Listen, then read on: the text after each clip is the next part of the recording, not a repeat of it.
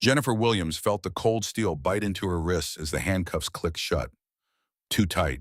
Officer Brian Thompson's grip was iron fingers digging into her arm as he wrenched it behind her back. "These are too tight," she gasped. He cranked them one notch tighter. Around them, 180 passengers held up phones, recording, filming, watching. Not one person stood up. Not one person said stop. Her twin sister Jessica stood 3 feet away, frozen in horror as another officer approached with a second pair of cuffs. Flight attendant Linda Brown stood in the galley, arms crossed, satisfaction flickering across her face. Blood dripped from Jennifer's elbow. She'd fallen moments before, unable to catch herself, with hands cuffed behind her back. The crimson dots formed a trail on the airline carpet. Seat 2A first class, the seat they'd paid for, the seat they'd been dragged away from. Have you ever been treated like you don't belong somewhere, even though you had every right to be there? What you're about to witness started as a simple college tour trip. Two 17-year-old honor students, valid tickets, first-class seats their father had purchased, and one phone call that would ground 340 aircraft across the United States, exposing a system designed to keep people who look like them in their place. If you believe dignity isn't negotiable, subscribe now, because this story proves that justice, real justice, is possible, but it requires courage, and it requires someone willing to burn the whole system down to rebuild it right. 6 hours earlier, October sunlight streamed through Jennifer Williams' bedroom window in their Denver home, catching the dust motes dancing above her half-packed suitcase. 17 years old, 5'6" with box braids, she'd spent 4 hours perfecting the night before she sat cross-legged on her bed, checking her laptop one final time. "Jen, if you check that flight confirmation again, I'm throwing your phone out the window." Jessica Davis, technically Jessica Williams, but she'd taken their mother's maiden name after the divorce, appeared in the doorway. Identical twin, same height, same braids, same deep brown eyes that people said could see right through you. The only real difference, Jennifer wore glasses. Jessica didn't. Just making sure, Jennifer clicked through the Mid-Atlantic Airlines app. Boarding passes downloaded, seats 2A and 2B confirmed, first class. Dad went all out. Jessica dropped onto the bed beside her sister, surveying the organized chaos of packing. MIT, Harvard, and Boston University in 3 days. This is really happening.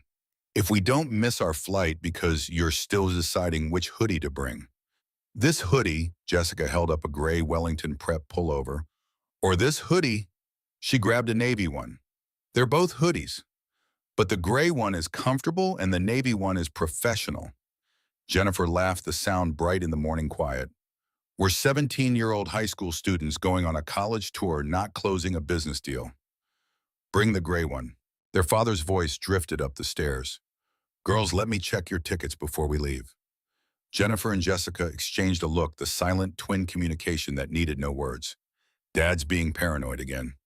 They found Robert Williams in the kitchen, reading glasses perched on his nose, examining their printed boarding passes with the intensity of a lawyer reviewing a contract, which technically he had been once before pivoting to tech and then to executive leadership. At 48, Robert Williams carried himself with quiet authority. 6'2", broad-shouldered, with close-cropped hair just starting to gray at the temples. This morning he wore business casual slacks and a button-down because he had meetings later. Always meetings.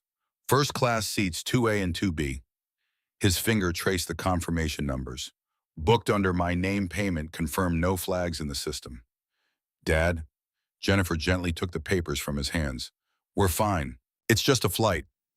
Something flickered across Robert's expression. Something that looked almost like guilt. He set down the boarding passes and looked at both his daughters. Really looked at them, the way parents do when they're trying to memorize a moment. "Girls, I need you to promise me something." Jessica rolled her eyes good-naturedly. "We promise not to talk to strangers, not to accept candy from suspicious people, and to call you if the plane starts falling out of the sky." "I'm serious." Robert's tone cut through the humor. "If anything feels wrong today, anything at all, you call me immediately. Don't try to handle it yourselves. Don't be polite. Don't give them 3 chances. You call me promptly." Jennifer frowned. "Dad, what are you, Chava?" "Just promise me." The twins exchanged another glance. Their father was usually the calm one, the rational one. This intensity was unusual. "We promise," they said in unison. Robert pulled them both into a hug, fierce and brief. When he released them, he pulled out his phone. "One more thing. Document everything today. Photos, names, badge numbers. If anyone asks you for extra verification, you record it. Your phone is your best witness." "You're being paranoid," Jessica said, but she was smiling, trying to lighten the mood. Robert didn't smile back. "Maybe, but document it anyway." What Jennifer and Jessica didn't know, what they couldn't know, was that their father had spent the last 6 weeks drowning in documents. Discrimination complaints, 47 of them spanning 5 years. Each one filed by a passenger of color. Each one dismissed as a misunderstanding or insufficient evidence. Each one buried by the very company Robert Williams now ran. Because 6 weeks ago, Robert had been appointed CEO of Mid-Atlantic Airlines, a struggling carrier with a reputation problem, a stock price in free fall, and a board desperate enough to hire an outsider to turn things around. He'd kept his new position private, told the girls he was consulting for a client, didn't use his corporate email to book their tickets, used his personal account instead, paid with his personal credit card. He wanted to see how his own airline treated passengers when they didn't know the CEO was watching. He suspected what he'd find. He hoped he was wrong. He wasn't. 30 minutes later, Robert pulled his Volvo to the curb at Denver International Airport's departure level. The massive tent-like peaks of the terminal roof stretched above them, white fabric billowing in the October wind. "You have everything: tickets, ICE, chargers, emergency credit card." "Yes, Dad." Jennifer and Jessica grabbed their small backpacks from the trunk, matching black Jan Sports, nothing flashy. Their hoodies were expensive Brunello Cucinelli gifts from their father, but looked like any hoodie from Target. Their jeans were dark, washed clean, but well-worn. Their sneakers were white Adidas, scuffed from actual use. They looked like what they were: normal teenagers heading on a trip. Robert watched them walk toward the terminal entrance. His daughters, brilliant and beautiful and completely unaware that the world would judge them before they opened their mouths, would assume things about them based on their skin, would decide they didn't belong in first class before checking if their tickets were valid. A white family walked past parents and two teenage sons laughing, carrying designer luggage. The father made eye contact with Robert and nodded a casual acknowledgement. Robert nodded back. He wondered if that family would be asked to verify their tickets 3 times. He suspected they wouldn't. His phone buzzed. Calendar reminder: board meeting 10 a.m. Do not disturb. He silenced it and watched his daughters disappear through the automatic doors. Then he drove to his office, to a meeting where he'd sit in a room with 14 people who had no idea that in approximately 3 hours, their CEO would make the most expensive decision in the company's history. Inside the terminal, Jessica nudged her sister. "MIT or Harvard, that's the question." "Why not both?" Jennifer adjusted her backpack straps. "We apply everywhere, decide later." Spoken like someone with a 4.0 and perfect SAT scores. "You have a 3.97 and you're captain of the debate team. Don't even start." They wove through the morning crowd: business travelers in suits, families with small children, college students with enormous backpacks. The terminal buzzed with the particular energy of a Monday morning, everyone moving with purpose toward their gates.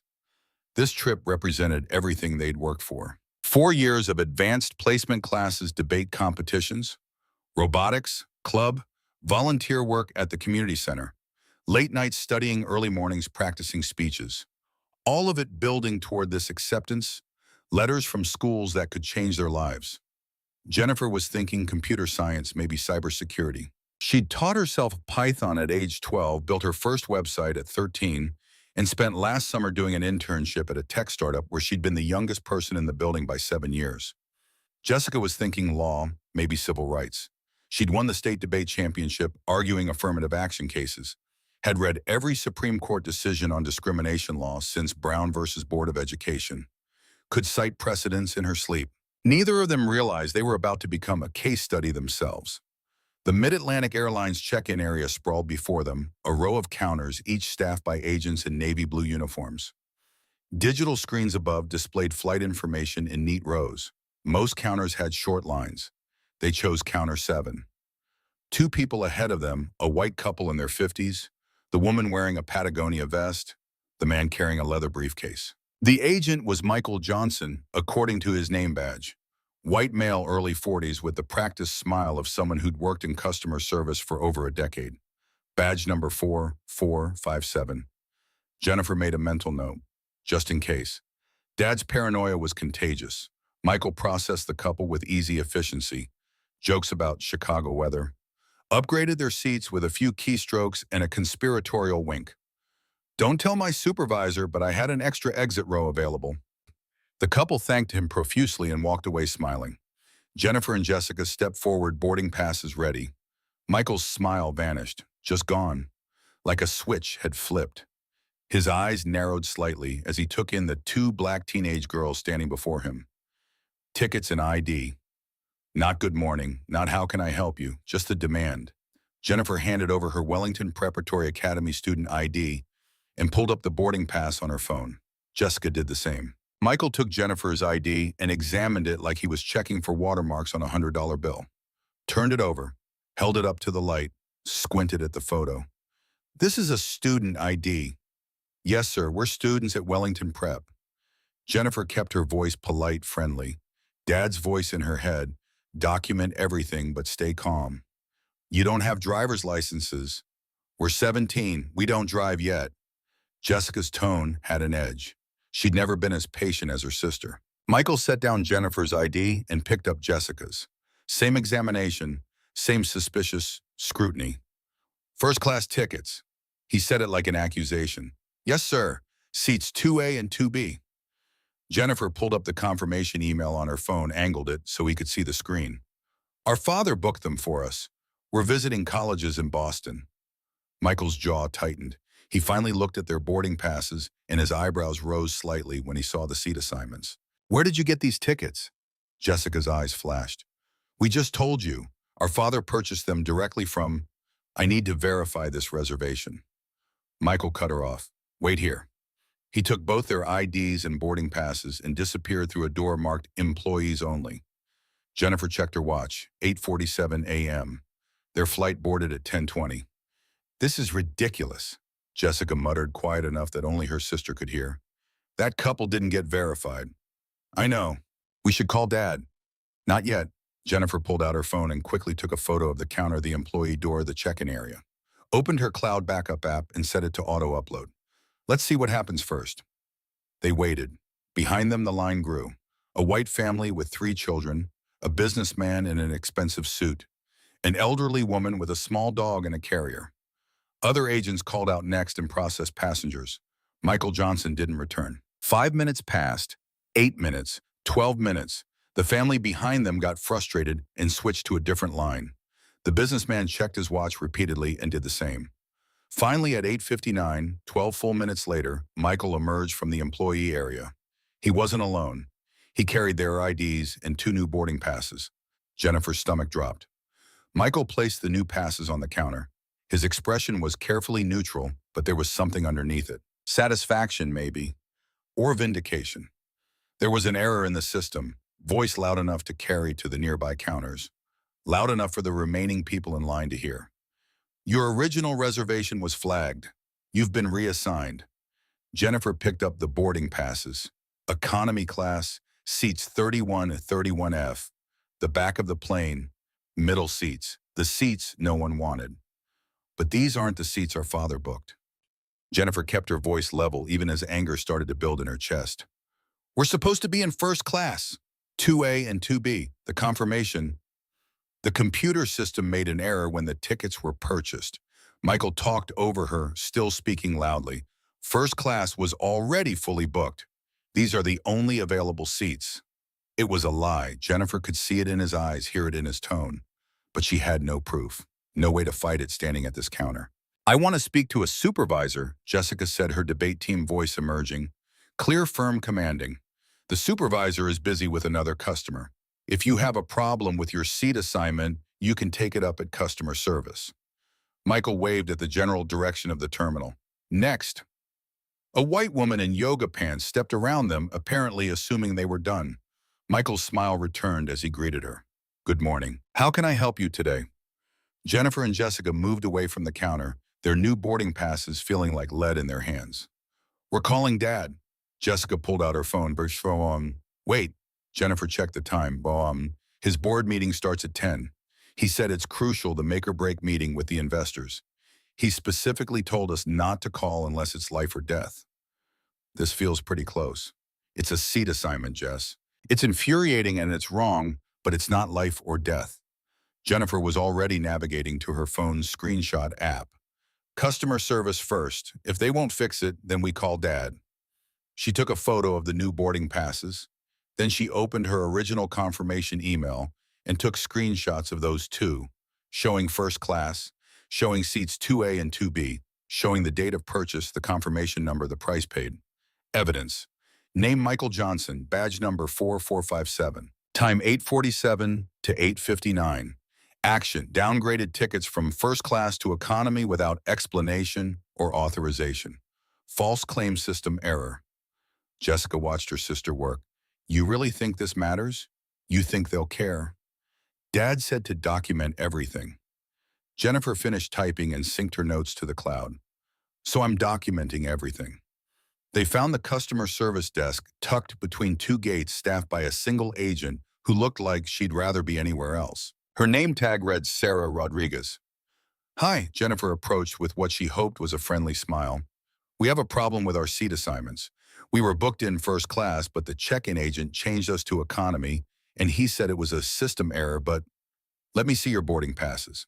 Jennifer handed over both the new economy passes and her phone showing the original first-class confirmation. Sarah examined everything with the exhausted expression of someone who dealt with 1,000 complaints and expected 1,000 more.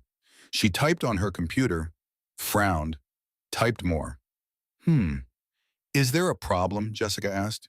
Your original reservation does show first class, 2A and 2B, paid in full. More typing. But there's a note here saying the booking was flagged for verification. Flagged by who? Sarah didn't answer, just kept typing. 2 minutes passed. Then okay, I've corrected it. You're back in 2A and 2B. She printed new boarding passes and handed them over. First class, the right seats. No apology, no explanation, no acknowledgement that anything unusual had happened. Thank you, Jennifer said. Sarah was already looking past them to the next person in line. Next. Outside the customer service office, Jessica held up the corrected boarding pass. See fixed. We didn't need to bother Dad. Jennifer wanted to agree. Wanted to believe the worst was over, but something her father had said kept echoing in her mind. Don't give them 3 chances. Call me. They'd just given Michael Johnson a pass. She hoped they wouldn't regret it. The security checkpoint was a controlled chaos of bins and conveyor belts, shoes piling up in gray plastic trays, laptops extracted from bags, travelers shuffling through in socked feet. Jennifer and Jessica joined the line for standard screening. They had pre-check from all their father's travel, but the pre-check line was closed some technical issue according to the handwritten sign. The wait wasn't bad, maybe 15 minutes. They watched the flow. White business traveler shoes off bag, through walk-through metal detector, wave through in 90 seconds. Asian family with 2 kids, same process, slightly longer but efficient. Elderly white couple, patient TSA agent helps them with their bags, all smiles. Then it was their turn. The TSA officer at the podium checked their IDs and boarding passes. Her name tag read Patricia Johnson. White woman, early 50s, with the rigid posture of someone who took her authority very seriously. She looked at their student IDs, looked at them, looked back at the IDs. You two, you've been selected for additional screening. Jennifer's stomach tightened. Is that necessary? We have a flight, and are you questioning security protocols? Patricia's hand moved to the radio on her belt. Because I can flag you for additional review right now if you'd prefer. That might make you miss your flight entirely. The threat was clear. No, ma'am, Jennifer said quietly. We understand. Patricia directed them to a separate screening area away from the main flow. A secondary checkpoint where TSA agents conducted more thorough inspections. Jessica checked her watch. 9:15 a.m. boarding started in 65 minutes. This'll just take a few minutes, Patricia said in a tone that suggested it would take much longer than that. It did, everything out of their bags, not just laptops and liquids, everything. Clothes unfolded and examined. Books flipped through page by page. Toiletry bags emptied item by item. Patricia handled Jennifer's laptop like it was a potentially explosive device, scraping it across the metal examination table. Jennifer watched a visible scratch appear on the aluminum case and bit her tongue to keep from protesting. The laptop held 2 years of coding projects, every AP computer science assignment, her entire portfolio. Careful, please. That has all my schoolwork on it. Patricia's eyes narrowed. If you're concerned about your property, maybe you shouldn't be traveling with it. I can confiscate any item that interferes with security procedures. Her hand hovered over the laptop, the implication clear. One more word and I take it. Jennifer fell silent. Patricia moved to Jessica's bag, pulled out a sealed envelope. What's this medication? Prescription allergy pills. The label's right there. Patricia ripped open the envelope, tearing the seal Jennifer's doctor had specifically said to keep intact, and dumped the pills across the table. Small white tablets scattered across the metal surface. What are these? Fexofenadine, for allergies. The prescription label is on the bottle. Patricia examined the label with exaggerated care as if the clearly printed pharmacy information might be forged. Set the pills aside. We'll need to verify these. They're allergy pills from Walgreens. Jessica said, patience wearing dangerously thin.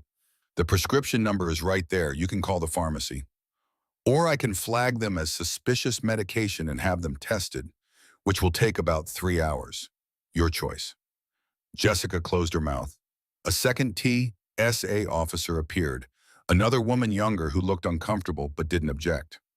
Arms out to the side, Patricia instructed. The pat-down was invasive. Hands that lingered too long pressed too hard. Professional procedure twisted into something degrading. Always gotta check these elaborate hairstyles. Patricia announced loud enough for nearby passengers to hear. Her hands ran through their box braids, roughly pulling. You never know what people hide in there. Several TSA agents at nearby stations chuckled, like it was an inside joke. Jennifer felt heat rise in her face. Not from embarrassment, from rage. But she stood still, arms out, letting this woman violate her personal space because the alternative was missing their flight, or worse. An elderly white woman, Margaret Wilson, according to the name on her boarding pass visible in her hand, watched from the standard screening line. She pulled out her phone and started recording. Immediately, a TSA supervisor materialized beside her. Ma'am, recording security procedures is prohibited. Delete that video, now. This is wrong, Margaret said, voice trembling, but firm. Those girls haven't done anything. Delete the video or I'll confiscate your phone and detain you for questioning. Your choice, Vermich. Margaret looked at Jennifer and Jessica, mouthed, I'm sorry. Then she deleted the footage. The supervisor nodded and walked away. 40 minutes. That's how long the additional screening took. 40 minutes of being poked, prodded, questioned, and humiliated while other passengers breezed through in 90 seconds. When they were finally cleared, bags carelessly repacked, laptop visibly damaged, medications scattered back into the torn envelope, Jennifer checked her watch. 9:55 a.m. boarding started in 25 minutes. We need to call Dad, Jessica said, voice shaking. This is targeted. This is deliberate. Jennifer checked her father's calendar on the family shared app. Red block board meeting, 10 o'clock to 11:30. Do not disturb unless emergency. His meeting starts in 5 minutes. Jess, we can make the flight. It's fine. It's not fine. I know. Jennifer grabbed her sister's hand. I know. And we're documenting all of it. But Dad has been planning this board meeting for weeks. The investors flew in from New York. If we call him now, he'll leave that meeting and it could cost him everything. What about what this is costing us? Jennifer didn't have an answer for that. She pulled out her phone and opened her notes. Patricia Johnson, T, SA Officer Badge Number T, SA, -2847, 9:15 to 9:50, 5 a.m. 40-minute detention for additional screening. No cause provided. Invasive pat-down. Medication envelope torn open. Laptop damaged. Deliberate humiliation. Evidence. As they hurried toward their gate, pulling their hastily repacked bags, Jennifer thought about her father's words.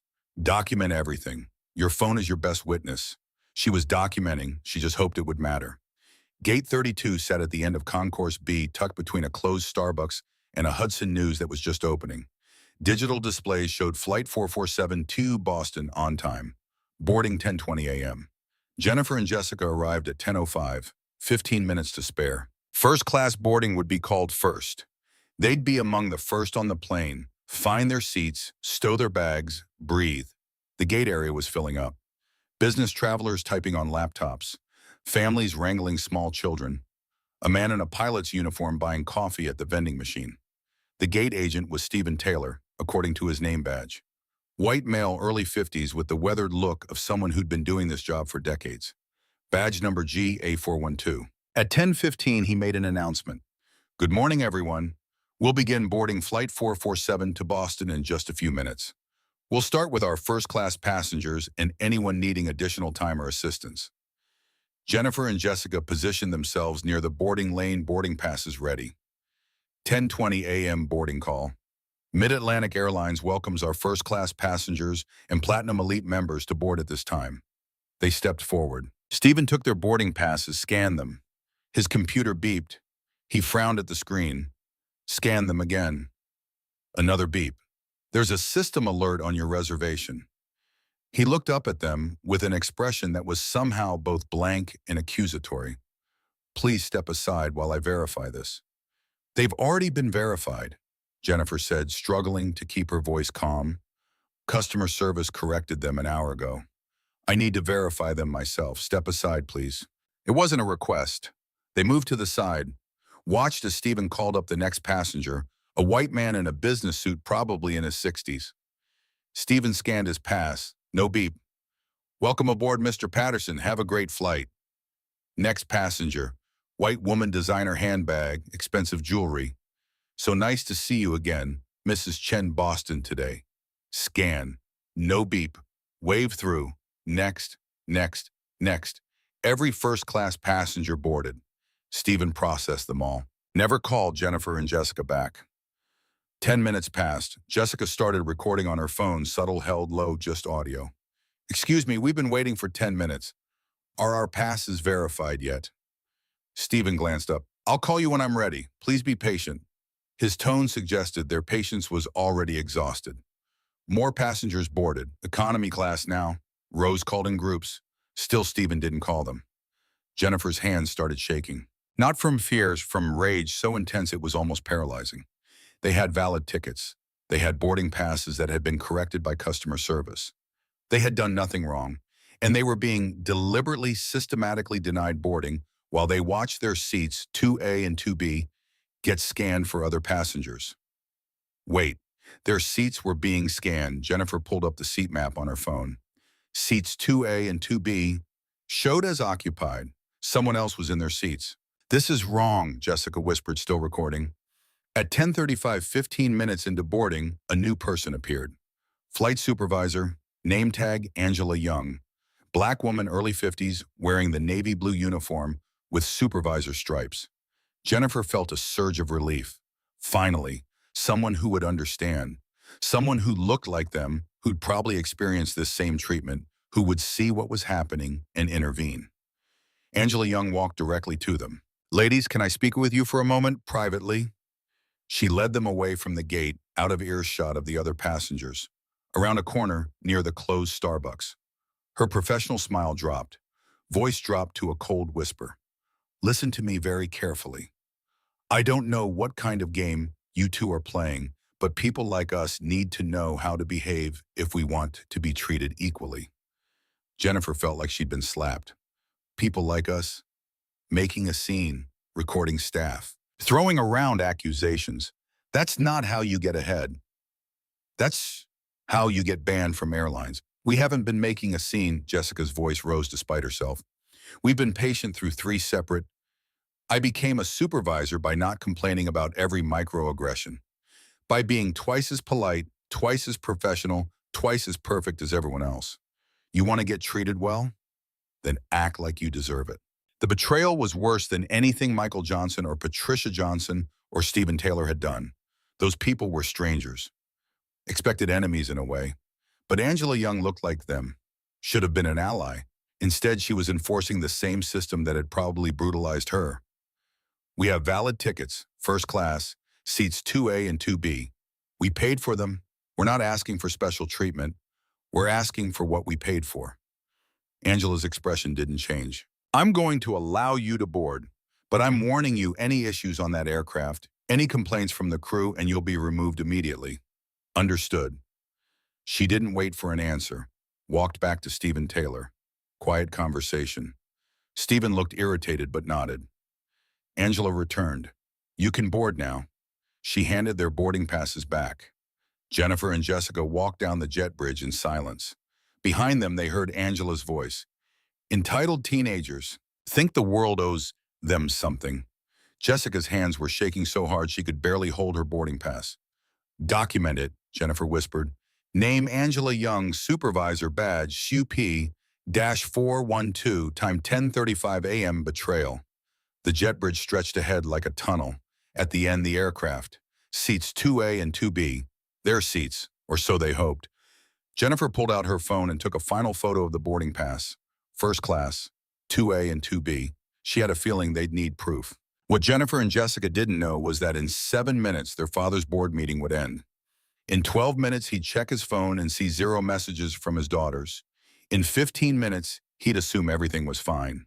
He was wrong. Because at that exact moment, Jennifer and Jessica were about to meet Barbara Garcia. And Barbara Garcia always sat in seat 2A.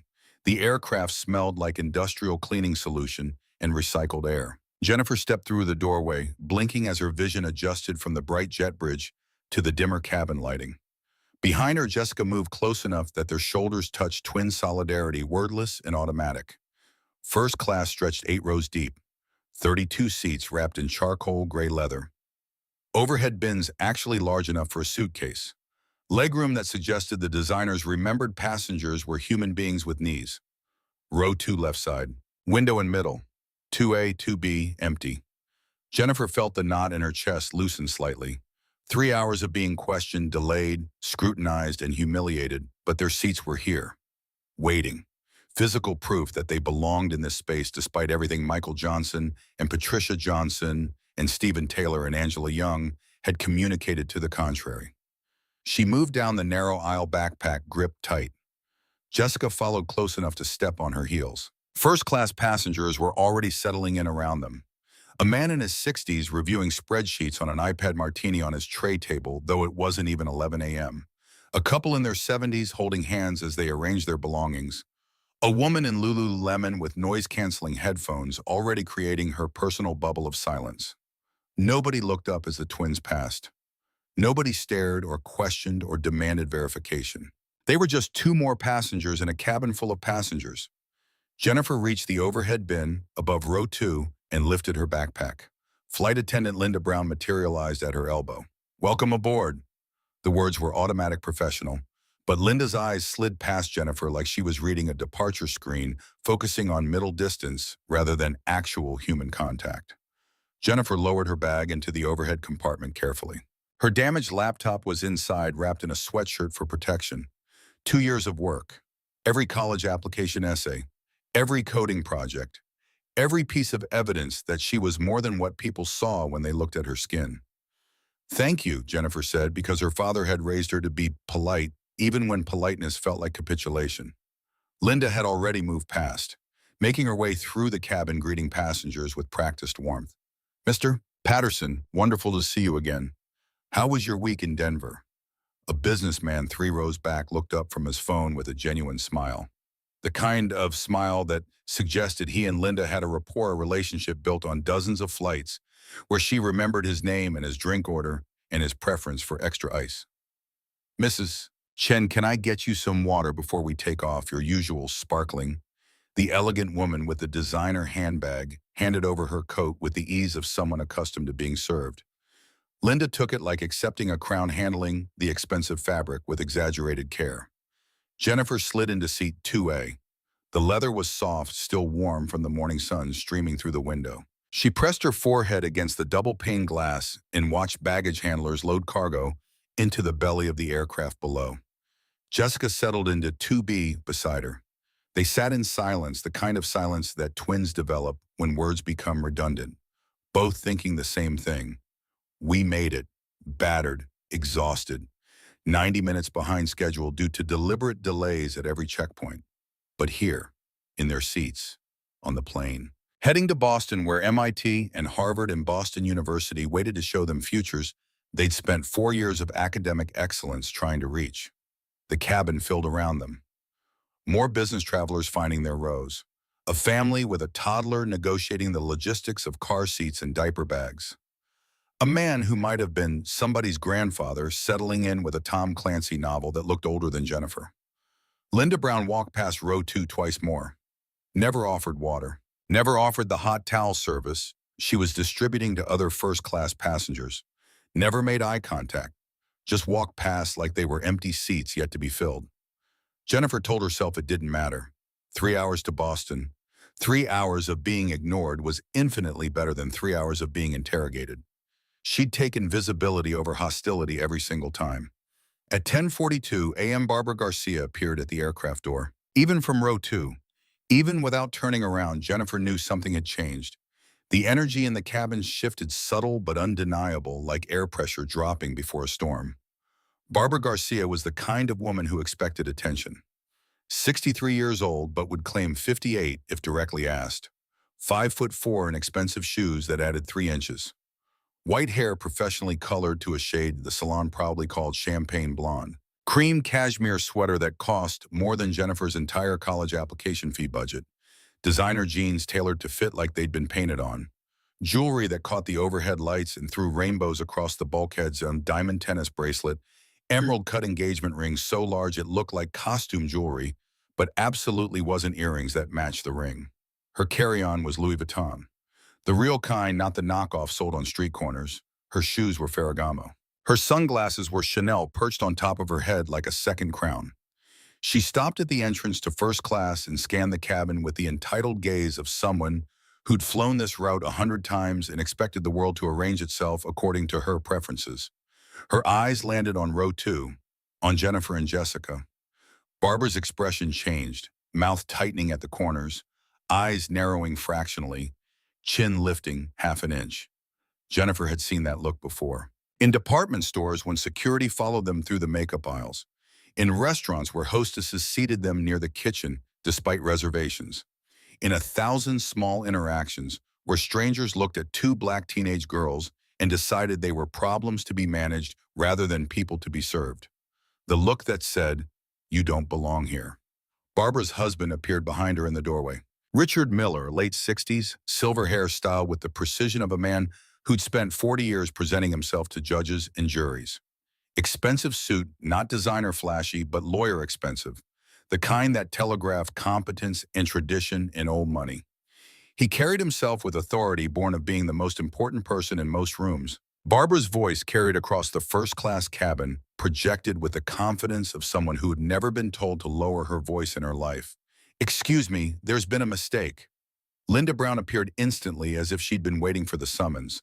Her expression transformed concern mixed with immediate deference, the customer service mask rising to meet someone whose complaint actually mattered. "What's wrong, Mrs. Garcia?" Mrs. Garcia, first name basis, known passenger. The kind of frequent flyer whose preferences were documented in the computer system and whose complaints triggered actual investigation rather than form letters. "Those are my seats." Barbara pointed directly at Jennifer and Jessica, her manicured finger accusing. "I specifically requested 2A. I always sit in 2A on the Denver-Boston route, always." Linda's concern deepened sympathy, flowing like she'd been personally wounded by this breach of Barbara's established routine. "Oh, I'm so sorry, Mrs. Garcia. Let me handle this right away." She didn't check her computer, didn't ask to see boarding passes, didn't verify whether Barbara actually had seat 2A assigned or whether this was preference being treated as entitlement. Just walked directly to row 2 with an apologetic smile that didn't reach her eyes. "Ladies, there's been a seating error." Voice raised slightly, ensuring the passengers around them could hear. Ensuring this became a public spectacle rather than a quiet correction. "I need you to move to the back of the aircraft." Jennifer's stomach dropped like the plane had hit turbulence at 30,000 feet, even though they were still parked at the gate. Not again. Not after check-in and TSA and the gate agent and Angela Young and 3 hours of systematic degradation designed to communicate that they were lesser, that their tickets were suspect, that their presence in first class was some kind of mistake to be corrected. "We have assigned seats." Her voice came out calmer than she felt years of debate training and AP courses teaching her to maintain composure even when adrenaline screamed through her veins. She pulled out her phone, navigated to the boarding pass, angled the screen so Linda could see the confirmation. 2A and 2B first class. Here is our confirmation number. Customer service verified this an hour ago. Linda barely glanced at the screen. Yes, but Mrs. Garcia is a Platinum Elite member and she has priority seating privileges. I'm going to need you to move to economy so we can accommodate her preferences. The word hit like a slap. Preferences, not policies, not federal regulations, not the contract of carriage that Jennifer had spent last night reading because her sister was applying to law school and thoroughness ran in their family. Preferences. We paid for these seats. Jessica's voice had that dangerous edge, the tone that suggested her legendary debate team patience was reaching its limit. We're not moving. A few nearby passengers looked up. Phones began to emerge from pockets not recording yet but ready, witnessing without intervening, watching the way people watched car accidents with morbid fascination but no impulse to help. Linda's professional smile tightened like a rubber band stretched too far. As a crew member, I'm authorized to reassign seats for operational reasons. This is an operational issue. What operational issue? Jennifer kept her tone respectful even as fury built behind her sternum, like pressure in a shaken soda bottle. The seats are assigned correctly. We're sitting in them. There's no safety concern, no federal regulation being violated. What operational issue requires us to move? Linda's mask cracked slightly, irritation bleeding through the customer service veneer. You need to comply with crew instructions. Move to the back or you'll be in violation of FAA regulations. Which regulation? Jessica had done mock trial for 3 years. She knew how to ask questions, how to demand specificity when authority figures relied on vague threats. Show me the specific regulation that says Platinum members can take assigned seats from paying passengers. Barbara Garcia's voice rose from behind them, theatrical, and projected the tone of someone used to being the protagonist of every story she inhabited. I've been flying this route for 12 years. I've earned the right to my preferred seat. Surely these young ladies can accommodate a loyal customer. Then quieter but still audible, calibrated to reach the passengers around them while maintaining plausible deniability. I have a heart condition. I need to be near the window for medical reasons. Surely they can show some compassion. Richard Miller added his voice, authoritative and lawyerly, every syllable weighted with implied legal expertise. My wife's health is at stake here. I trust Mid-Atlantic Airlines wouldn't want to be responsible if something happened to her because these passengers refused a reasonable accommodation. The threat hung in the air like smoke. Lawsuit, liability, legal consequences. A passenger across the aisle spoke up, white male, early 40s, wearing a pilot's uniform from a different airline. His name tag read Captain Morrison United. Excuse me, I'm a captain with United. His voice cut through the tension with professional clarity. That's not actually how seat assignments work. If the young ladies have those seats assigned on their boarding passes, they have priority regardless of status level. Crew can't arbitrarily reassign seats based on passenger preference. Linda whirled on him like a cornered animal attacking the nearest target. Sir, unless you want to be removed from this flight as well, I suggest you mind your own business. Captain Morrison raised his hands in surrender, the universal gesture of, I tried, but I'm not willing to sacrifice myself. He looked at Jennifer and Jessica with an expression that might have been guilt or sympathy or just the uncomfortable awareness that he'd witnessed injustice and chosen to protect himself rather than intervene further. Then he looked away. No one else spoke. Passengers watched. Phones out, recording. But not one person stood up to say this is wrong. Jennifer felt rage building behind her eyes like tears she refused to shed. 3 hours of this. 3 hours of being questioned and delayed and degraded at every checkpoint. And now, after surviving all of it, after making it onto the plane, after sitting in seats they'd paid for, someone wanted to take those seats too. Because a white woman preferred the window. Because her comfort mattered more than their contract. Because the system would always bend toward people who look like Barbara Garcia and break people who look like Jennifer Williams. We're not moving, Jennifer said quietly. Linda's expression hardened into something cold and final. Then I'm getting the captain. She turned on her heel and marched toward the cockpit, her shoulders rigid with offense. Barbara Garcia settled into a seat 3 rows back.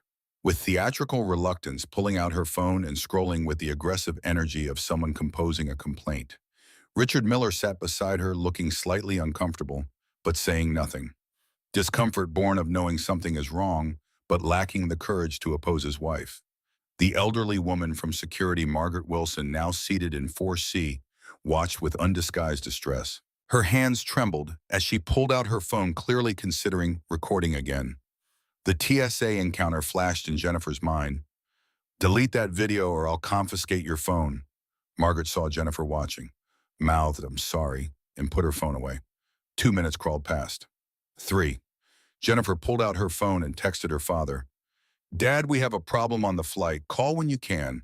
She hit send at 10:49 a.m. Her father's board meeting wouldn't end for another 41 minutes. The crucial make-or-break investor meeting that would determine whether he could turn around a struggling airline and secure the funding they needed for comprehensive reform. The airline that was currently trying to remove his daughters from their paid seats because a platinum member preferred the window. The irony would have been funny if Jennifer's hands weren't shaking. Jessica leaned close, whispered, so only her sister could hear. "We should have called him earlier, at TSA, at the gate, before we boarded." "I know." Jennifer's throat felt tight. "I know." At 10:51 a.m., 2 security officers appeared at the aircraft door. Officer Brian Thompson entered first. White male, 35, with the military build that telegraphed ex-Army before he opened his mouth. Broad shoulders testing the seams of his uniform shirt, thick neck, hands that looked like they could crush walnuts. He moved through the cabin with controlled aggression, eyes scanning for threats with the hypervigilance of someone who'd seen combat and now saw enemies everywhere. Behind him, Officer Gary Young. White male, 42, softer around the edges, both physically and temperamentally. His expression carried caution, the quality of someone who'd rather negotiate than fight, who'd taken this job for steady pay and benefits rather than the thrill of authority. Linda Brown rushed to meet them at the cabin entrance, voice low but urgent, the conspiratorial tone of someone who'd called in backup and now needed to justify the escalation. 2 passengers in 2A and 2B, refusing to comply with seating reassignment, captain's orders to remove them. Brian looked past her to row 2, saw Jennifer and Jessica. His expression didn't change, but recognition flickered the mental filing system that sorted people into threat levels based on appearance rather than behavior. Jennifer had seen that look before. In stores where security followed them through aisles. In parks where police cruised past, slowly watching. In 100 small interactions where people looked at 2 black teenage girls and saw danger instead of children. Gary approached, first-hand's visible body language, non-threatening. "Ladies, I'm Officer Young." His tone was respectful, almost apologetic. "We've been asked to assist with a seating dispute. Can you tell me what's happening here?" Finally, someone asking their side. Someone treating them like rational human beings, capable of explaining, rather than problems to be forcibly removed.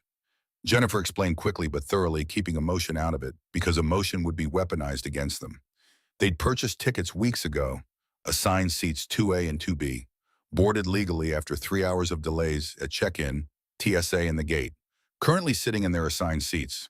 Another passenger wanted their seats based on preference rather than assignment. Crew demanding they move to economy. Captain threatening removal. Gary turned to Linda. "Can I see the seat manifest? Which seats are actually assigned to these passengers?" Linda hesitated, something crossing her face that looked almost like panic. "The captain has made his decision." "I understand, but I need to verify the situation before I remove passengers."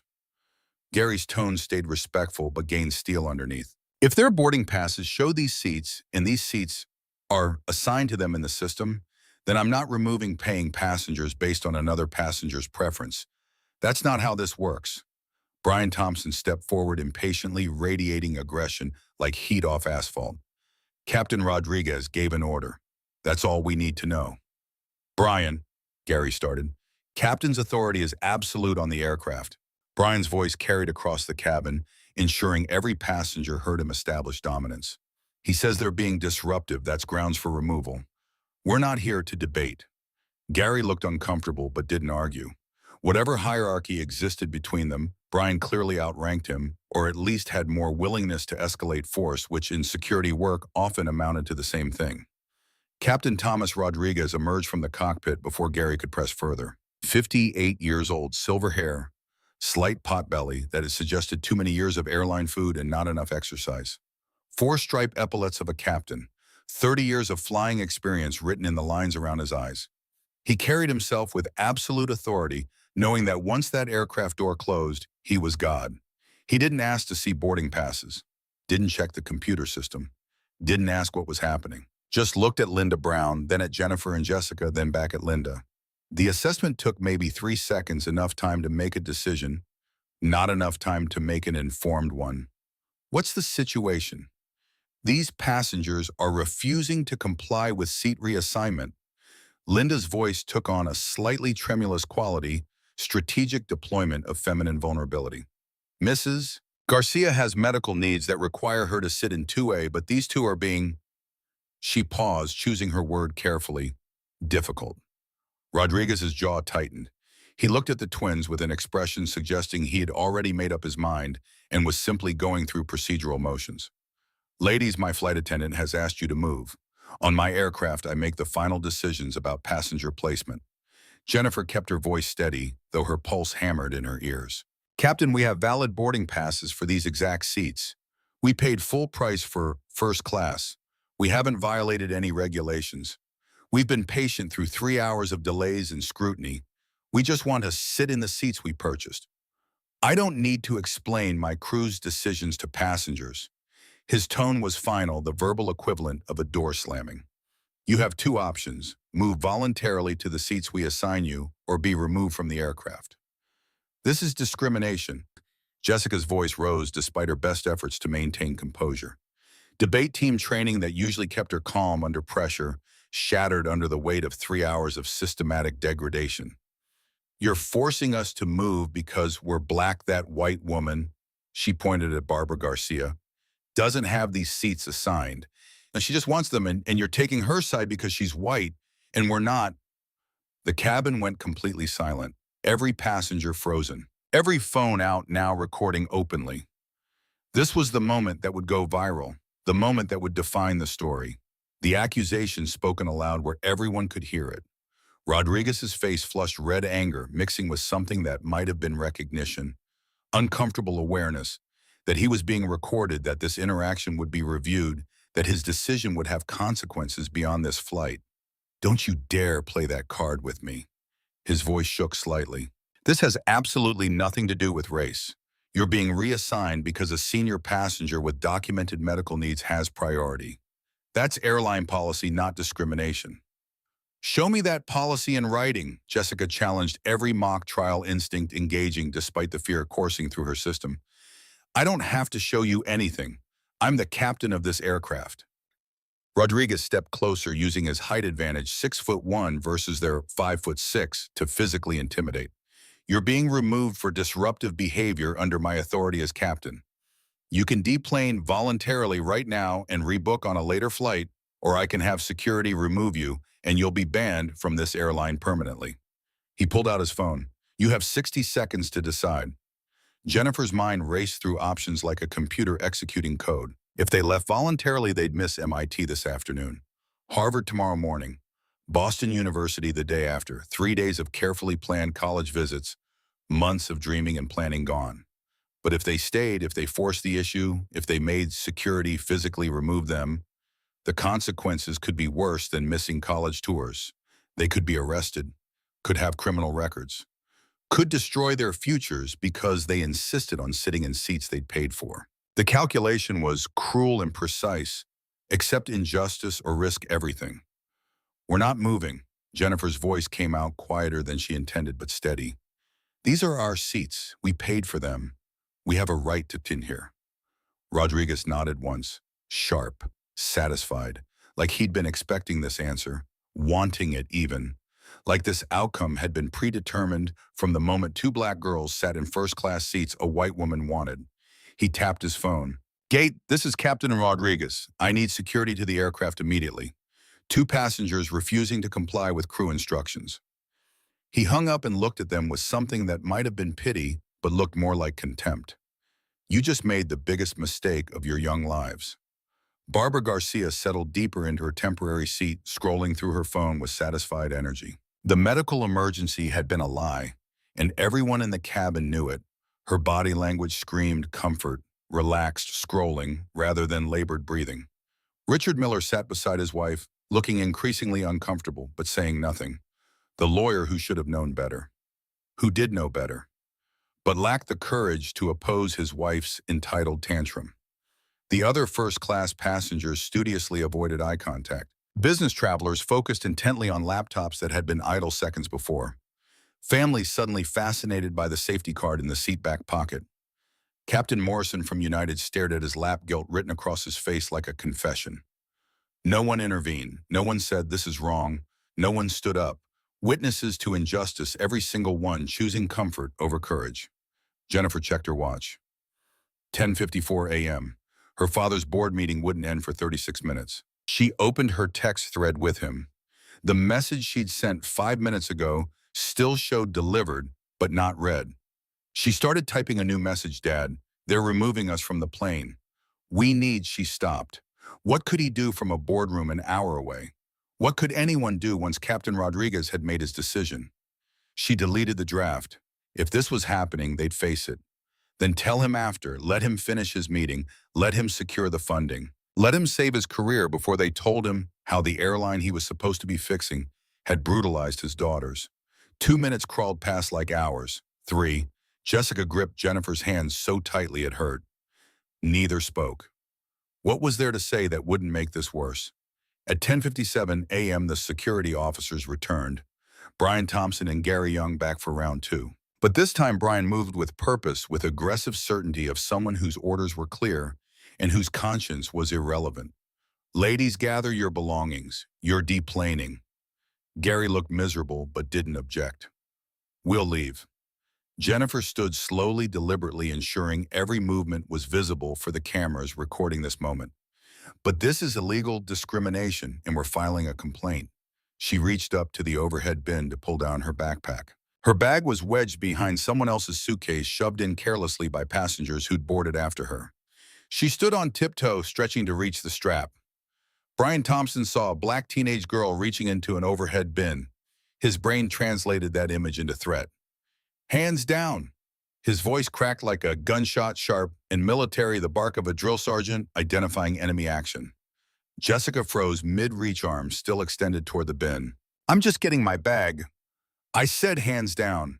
He lunged forward and grabbed Jennifer's arm. Jennifer, who hadn't moved, who was still sitting in her seat watching her sister. "Get up, now." His grip was iron, fingers digging into her bicep hard enough to bruise pressure that would leave marks shaped like his hand. Jennifer stood because she had no choice, his hand forcing her upward. "You're hurting me." She tried to pull away, tried to create space, natural human response to pain. Brian interpreted the pull as resistance. In one smooth motion, practiced automatic muscle memory from 1,000 drills, he spun Jennifer around and wrenched her arm behind her back. She cried out, her shoulder joint stressed at an angle it wasn't meant to bend ligaments, screaming agony of a body being forced into positions that violated basic anatomy. "Don't resist." "I'm not." The handcuffs came out. Cold metal kissed her left wrist. Click. The ratchet sound of steel teeth biting into notches. Her arm pulled across her back, wrist twisted, second cuff closing around her right wrist. Click. Too tight. Deliberately too tight. "These are too tight." Jennifer's voice broke professional composure, shattering under immediate physical pain.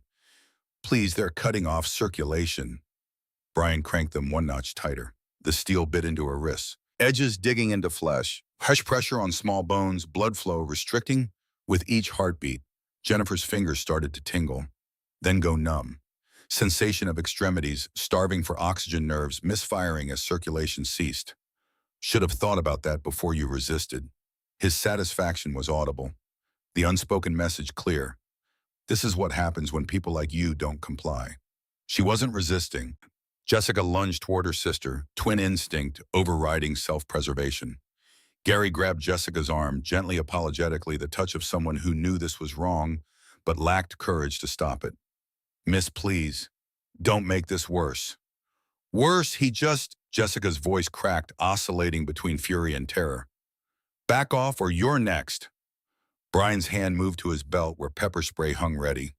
Gary pulled Jessica back, grip gentle but firm, apologetic but unyielding. Miss, I'm going to need you to come with us, too. Why, I haven't done anything. You interfered with a security action. Gary's voice stayed quiet, almost apologetic. I'm sorry, but you need to deplane with your sister. He pulled out a second pair of handcuffs.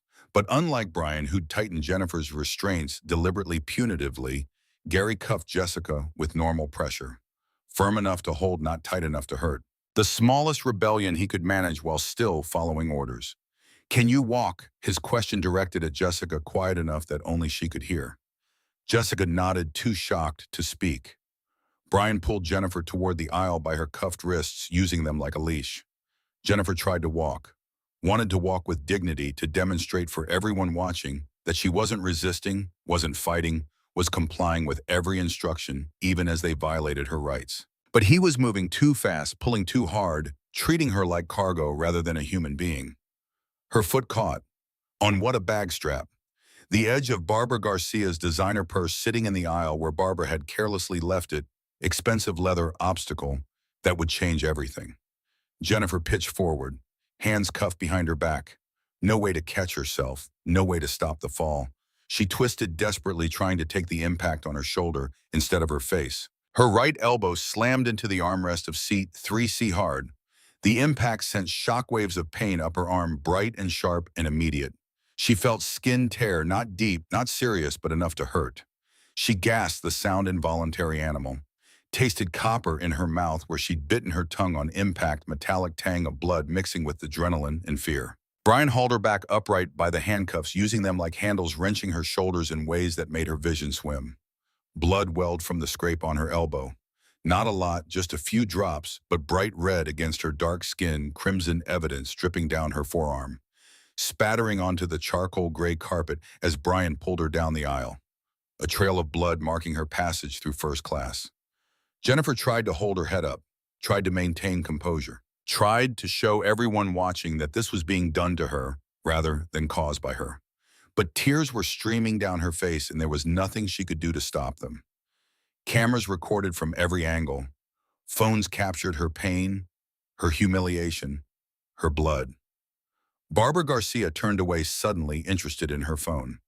The medical emergency she'd fabricated apparently less compelling than her Instagram feed. Richard Miller stared at his lap, lawyer's instinct for plausible deniability kicking in. If he didn't watch, he couldn't testify about what he'd seen. Captain Morrison from United looked like he might vomit guilt of bearing witnesses without intervention written across his face. Linda Brown stood in the galley, arms crossed, expression carefully neutral. The mask of someone who'd learned to watch injustice without flinching, because flinching meant acknowledging complicity. Captain Rodriguez had already returned to the cockpit, physical doors separating him from consequences. Down the aisle Jennifer walked was dragged through the first-class cabin she'd paid to occupy. Past economy class, where passengers craned their necks to see pulling out phones to record the spectacle. A little girl, maybe 7, asked her mother in a voice that carried, "Why are they hurting that lady?" Her mother shushed her and looked away, teaching her daughter the first lesson in bystander complicity. Through the aircraft door, down the jet bridge where 6 hours ago they'd walked with hope and excitement about college tours, into the terminal where hundreds of travelers stopped and stared. More phones, more recording, more witnesses doing nothing. Brian Thompson dragged Jennifer Williams through Denver International Airport with blood dripping from her elbow and handcuffs cutting into her wrists, while her twin sister followed behind in identical restraints. They passed shops and restaurants and gate areas, past business travelers who looked away, past families who shielded their children's eyes, past teenagers who filmed and posted and shared but didn't help. At 11:09 a.m., they reached the security detention area. Third floor of the terminal, past restricted access doors in a part of the airport where normal passengers never go. Concrete walls, metal bench bolted to the floor. One small window with reinforced glass too high to see through. The door locked from the outside. Brian Thompson unlocked Jennifer's handcuffs long enough to take her backpack. "Evidence," he said, though evidence of what crime remained unclear, then recuffed her hands in front instead of behind. A small mercy that felt like mockery, relief from one type of pain while introducing another. Jessica's cuffs came off entirely. Gary's small rebellion, limited courage of someone who knew this was wrong, but only pushed back in ways that wouldn't cost him his job. Then they were alone. The door closed with finality of institutional locks, metal sliding against metal, the click of mechanisms engaging. They were 17 years old, sitting in an airport detention room with no idea when or if they'd be released. Jennifer looked at her elbow. The scrape was maybe 2 inches long, not deep enough for stitches, but bleeding steadily. Blood soaked into her gray hoodie, the expensive Brunello Cucinelli one that looked like it came from Target, the one she'd chosen specifically to avoid looking flashy or threatening. Mission accomplished, she thought bitterly. She'd look comfortable and approachable, and they'd brutalized her anyway. Jessica sat beside her on the metal bench and carefully rolled up the hoodie sleeve to examine the wound, twin hands gentle in ways security hadn't been. "You need a bandage. This needs to be cleaned." Her voice shook, oscillating between practical concern and barely suppressed rage. "Those handcuffs were too tight. Look at your wrists." Red welts circled both wrists. Deep grooves where the metal had bitten in pressure marks from steel edges digging into flesh. Already starting to bruise purple-blue, spreading under brown skin. Jennifer's hands were still tingling from restricted circulation pins and needles as blood flow gradually returned. "I'm okay." The lie felt automatic protective. Her sister's distress hurt worse than her own injuries. They sat in silence for 30 seconds that felt like 30 minutes. Then Jessica started crying. Not loud, not dramatic, just quiet tears streaming down her face as adrenaline drained away and left only exhaustion and pain and crushing weight of systematic injustice. "We didn't do anything wrong." Her voice barely above a whisper, speaking truth they both knew but needed to say aloud. "We didn't do anything." Jennifer put her arm around her sister, awkward, with the handcuffs still on her own wrists, and pulled her close. "I know. We had valid tickets. We were sitting in our seats. We were polite. We were patient. We did everything right. Everything Dad taught us about how to navigate the world safely." "I know. And they hurt you anyway." Jennifer didn't have an answer for that. No explanation that would make sense. No logic that would justify what had been done to them. She looked at the locked door, the high window. Her phone was in her backpack, which Brian had taken. Jessica's phone was the same, confiscated as evidence, though evidence of what remained unstated. They had no way to call anyone. No way to tell their father what had happened. No way to reach out to the outside world and say, "We're here, we're hurt, we need help." They were 17 years old, bleeding in an airport detention room, and no one knew where they were. 20 minutes passed, each one slower than the last. 30. At 11:24 a.m., a different security officer appeared, older, wearing a supervisor's badge, with bureaucratic exhaustion of someone filling out forms, rather than someone concerned about teenage girls bleeding in custody. "You." He pointed at Jennifer without using her name, without acknowledging her humanity. "Medical attention or not, we gotta ask, liability." "Yes," Jessica answered before her sister could speak. "She's bleeding. She needs first aid." The supervisor looked at Jennifer's elbow with the expression of someone checking a box on a form. "EMT's busy. We'll get someone when we can." He turned to leave. "When will that be?" Jessica demanded, debate team voice emerging despite exhaustion. "When they're available." The door closed, locked. 15 more minutes crawled past. At 11:39 a.m., Jennifer felt the adrenaline crash fully. Exhaustion hit like physical weight pressing down on her shoulders, making her eyelids heavy. Her elbow throbbed with each heartbeat. Her wrists ached, handcuff welts burning. Her head pounded, tension headache mixing with dehydration and stress. She leaned against her sister and closed her eyes, too tired to cry anymore. "We're calling Dad," Jessica whispered, fierce and final. "As soon as they give us our phones back. I don't care if his meeting's not over. I don't care if it costs him the investors. We're calling him." "Yeah," Jennifer's voice came out hoarse. "We're calling him." Neither of them knew that at that exact moment their father was walking out of his board meeting, checking his phone, seeing Jennifer's text from 10:49 a.m. "Dad, we have a problem on the flight. Call when you can." Sent 50 minutes ago. It was now 11:40 a.m. Robert Williams dialed Jennifer's number, straight to voicemail. Not ringing just immediately to voicemail response that meant the phone was off or dead, or somewhere it couldn't receive signal. He tried Jessica, Same result. Cold feelings settled in his stomach. Parental fear that something was very wrong.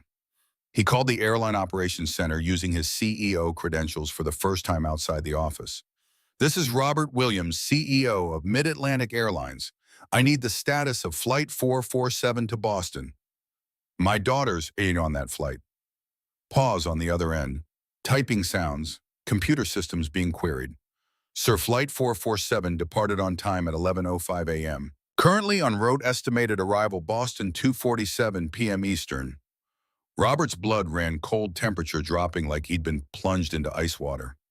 My daughters texted me at 10:49 saying there was a problem. They're not answering their phones. If they're on that flight, why aren't they answering? More typing, longer pause. Silence of someone discovering information they didn't want to deliver. Sir, I'm showing 2 passengers were removed from Flight 447 before departure. Names Jennifer Williams and Jessica Davis. The world stopped. Everything sound, motion, thought, suspended for one infinite moment. Then it all came rushing back, overwhelming and terrible. Removed why? The notes say disruption, failure to comply with crew instructions, interference with flight operations. Robert felt rage building in his chest, white hot and barely controlled. Where are they now? I don't have that information, sir. You'd need to contact airport security. Robert was already moving, grabbing his coat from the back of his chair, his car keys from his desk drawer. Board members still in the conference room looked up in alarm as their CEO sprinted from the building. Get me the head of Denver Airport Security on the phone, now. Transfer it to my cell. I'll be there in 12 minutes. He ran for his car like the building was on fire because, in a way, it was his daughters were somewhere in that airport hurt or arrested or detained, and every second he wasn't there was a second too long. Behind him, his assistant Sarah was already dialing, her voice sharp with urgency, as she explained to Denver Airport Security that the CEO of Mid-Atlantic Airlines was on his way, and someone needed to start explaining what had happened to his daughters. At 11:42, an EMT finally arrived at the detention room. Young guy, maybe 25, with kind eyes and fatigue of someone who'd seen too much suffering in too short a career. He took one look at Jennifer, at her bloody elbow, her handcuff-marked wrists, her tear-streaked face, and his expression shifted from professional assessment to genuine distress. Jesus! The word escaped like a prayer or a curse. How long have you been sitting here, bleeding? 50 minutes, Jessica answered, her voice cold with fury. The EMT's jaw tightened.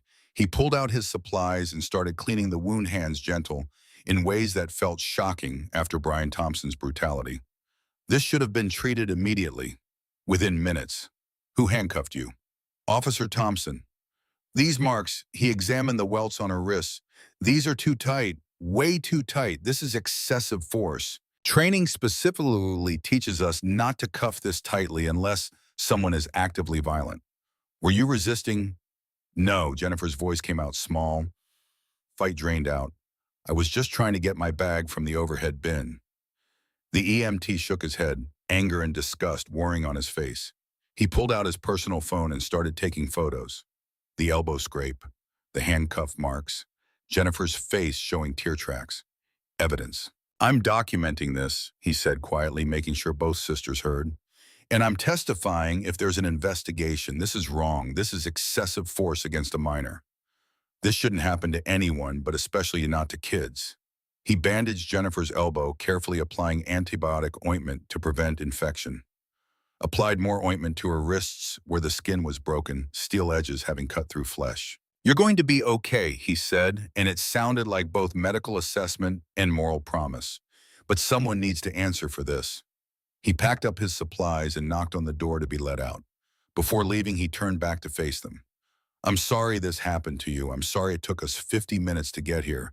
I'm sorry anyone thought this level of force was appropriate. He paused. For what it's worth, not everyone thinks what happened to you was right. Some of us see it. Some of us care. The door closed behind him. Jennifer and Jessica were alone again. But something had shifted. The EMT's words, simple acknowledgement that this was wrong, that they hadn't deserved this, felt like the first breath after drowning. Someone had seen them. Someone had cared. Someone would testify. It wasn't justice yet, but it was witness, and sometimes witness was the first step toward accountability. At 11:47 a.m., the door opened again. A different officer, carrying their backpacks. "You get one phone call," he said as if they were criminals rather than teenagers who'd wanted to sit in airplane seats. "Make it count." He handed Jennifer her phone. Battery at 23% but functional. Jennifer didn't hesitate, didn't debate, didn't worry about interrupting her father's important meeting. She dialed Dad. He answered before the first ring finished, voice tight with barely controlled fear and fury. "Jennifer, where are you? Are you okay?" Her voice cracked on the first word. All the composure she'd been maintaining for 6 hours shattering at the sound of her father's voice. "Dad, we're in airport detention. They arrested us. They hurt me. I need you." Silence on the other end, the kind of silence that comes before an explosion. When Robert Williams finally spoke, his voice was arctic, calm, cold that preceded volcanic rage. "Tell me everything." Jennifer's voice shook as she began the recitation.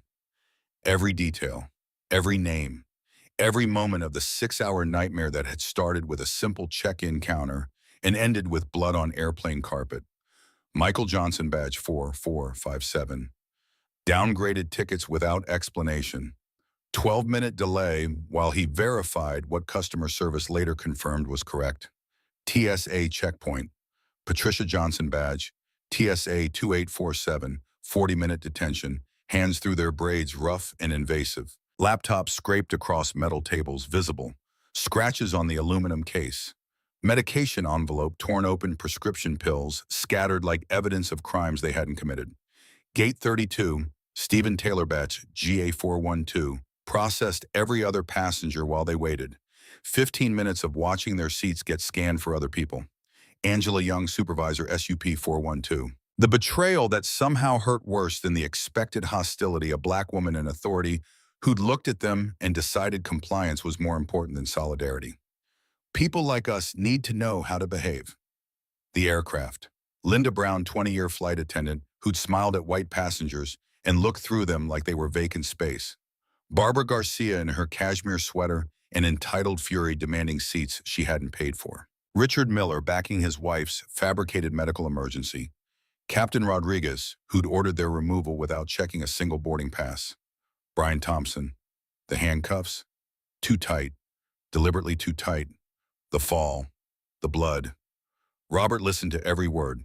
Jennifer could hear him breathing on the other end, controlled, deliberate, the breathing of someone working very hard not to explode.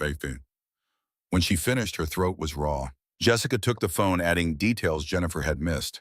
The cameras recording, the 187 passengers who'd watched and filmed but hadn't helped. The captain from United who tried once and then retreated when threatened. Margaret Wilson who'd wanted to record at TSA but been forced to delete the footage. "Dad, they hurt her." Jessica's voice cracked. The handcuffs cut off her circulation. She fell and they didn't care. They just dragged her through the terminal bleeding while everyone watched. Robert had been silent through Jessica's additions. Now Jennifer could hear him moving, the rustle of fabric, the slam of a car door. "Are you getting medical attention now?" An EMT came about 20 minutes ago, bandaged Jen's elbow. He said the handcuffs were excessive force. He took photos, said he'd testify if there's an investigation. "Good." Robert's voice shifted gears, emotion giving way to strategy. "Did he document it properly? Timestamps, names?" He said he was documenting everything. "That's one ally. We need more." They could hear traffic sounds now, Robert's Volvo accelerating. "Girls, I need to tell you something. Something I should have said this morning when I gave you those paranoid instructions." Pause. Engine noise. The click of a turn signal. "I'm the CEO of Mid-Atlantic Airlines." Dead silence in the detention room. Jennifer looked at Jessica. Jessica looked back. Both processing information that didn't quite compute. "You're what?" Jennifer finally managed. "I was appointed 6 weeks ago, brought in to turn the company around, fix the culture, restore profitability." His voice was tight guilt threading through the professional assessment. "I kept it quiet because I wanted to assess the culture authentically. Wanted to see how staff behaved when they didn't know the CEO was watching." He took a breath that sounded like it hurt. "I've been documenting discrimination complaints for 5 weeks. 47 formal complaints in the last 5 years. All buried, all dismissed, all involving passengers who look like you. The weight of that statement settled over the detention room like lead. What happened to you today isn't random. It's systematic. It's the culture I've been trying to expose and destroy. Another breath. And it ends right now. Jennifer heard something in her father's voice she'd never heard before. Not anger, though, there was plenty of that. Something colder, more dangerous. The particular certainty of someone who'd made a decision that couldn't be unmade. Stay on the line. Record everything from this point forward. Don't hang up. They heard him open a door, office sounds. His assistant Sarah's voice in the background, alarmed. Sarah, Robert's voice carried authority that made the detention room walls feel thin. Conference call now. I need VP Operations, General Counsel, CFO, and Head of Security. This is not a request. This is a direct order from your CEO. Get them on the line immediately. Rustling, phone switching to speaker mode. A woman's voice, Sarah professional but confused. Robert, what's the emergency? The board meeting just ended 30 minutes ago. Implement Emergency Protocol Alpha. Stunned silence crackled through the phone connection. Sir, that will ground every aircraft in our fleet that's preparing for departure. I know exactly what it does. Do it, now. But that's 47 aircraft currently in final boarding or taxi. The financial impact, Robert's voice cut through like a blade. My daughters were assaulted on one of our aircraft. They're bleeding in a detention room because your employees decided two black teenagers didn't deserve the first-class seats they paid for. How much did you think that's worth in lawsuits, in federal investigations, in the complete destruction of whatever reputation this airline has left? The line went quiet. Jennifer and Jessica sat in the detention room, phone on speaker between them, listening to their father dismantle an airline from 30 miles away. Another voice joined, male, nervous. Robert, this is David Chen, General Counsel. What's the specific legal issue we're addressing? Assault, battery, false imprisonment, civil rights violations under Title VI. Two 17-year-old girls removed from their assigned first-class seats, handcuffed with excessive force, injured, and detained without parental notification, which violates Colorado minor protection statutes. All captured on approximately 200 passenger cell phones currently uploading to social media. Jesus Christ. File federal complaints immediately. FAA-D, OJ Civil Rights Division, Colorado Attorney General. I want every agency that has jurisdiction notified within the hour. And I want internal investigations opened on every employee involved. Michael Johnson, Patricia Johnson at TSA, Stephen Taylor, Angela Young, Linda Brown, Captain Rodriguez, and Security Officer Brian Thompson. Termination proceedings start today. Robert, if we terminate Rodriguez without due process, his union will. Are you refusing a direct order from your CEO? The question was polite. The threat underneath was nuclear. No, sir, I'll start the paperwork immediately. Another voice, female, older, carrying the exhaustion of someone doing calculations in her head. Robert, this is Margaret Foster, CFO. Do you understand what grounding the fleet will cost? $47 million in today's operations alone, plus ripple effects. Margaret, do you understand what $847 million in liability looks like? Robert's voice was cold, precise.